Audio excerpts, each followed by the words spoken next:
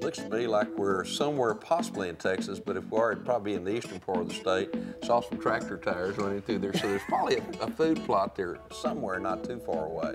Now this deer looks pretty young. He's pretty thin yet through there. You know, I think he is. That to me is a real young deer. And I'm a little bit concerned about this deer. If you look at him, his hair coat's pretty rough. He doesn't have a whole lot of flesh on his body, so maybe he's coming, you know, maybe there's been a problem. Maybe he's had some health problems or something down the way.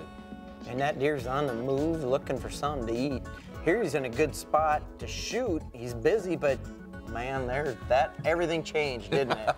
Immediately. He saw him moving up there in the tree. Now he's totally, not only suspicious, he's suspecting something's going to happen any moment. Yeah, I think he's keeping that eye open for danger. Tough shot right there, though, at least from what we're seeing. Oh, Oops. man. And there he spooks. And now you've got your hands full because this buck has seen movement or heard someone.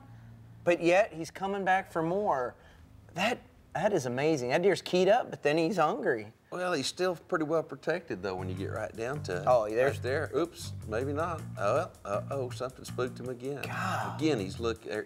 Finally, there's an open shot, but at this point, I mean, that deer has got him pegged. His ears are forward. His eyes are concentrated. His nose is working.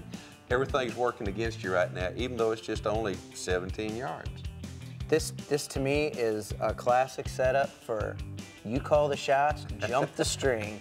That deer knows something's going on. The only saving grace here is that buck has spooked, what, 3 or 4 times now and hasn't left. No. If it's me with most of the whitetails I'd hunt, I wouldn't be taking that shot because I'd be afraid he's too keyed up, and no matter how low I shoot, I'd probably make a bad hit. What do you think? The only good thing is if you saw it earlier, he was at full draw a little bit earlier. So yes, I believe he is still at full draw. So if he swung from there, you've got a clear shot. If you aim a little bit low at 17 yards, I'm thinking you might be able to still take it, although it is really risky and definitely could still jump the string.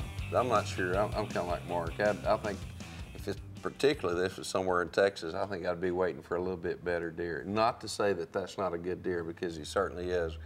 But at the same time, I think I'd hold off on He's high-strung. He's not the best buck in the bush, probably.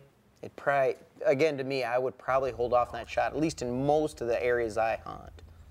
And he does drop down, but the shot is still good. And he didn't drop that far either. So, but just like you say, the shot's really good. That deer's not going to go very far. I'm convinced that that's not a normal deer. This deer in my country, they don't give me 4 opportunities. They give me 1 and they're gone.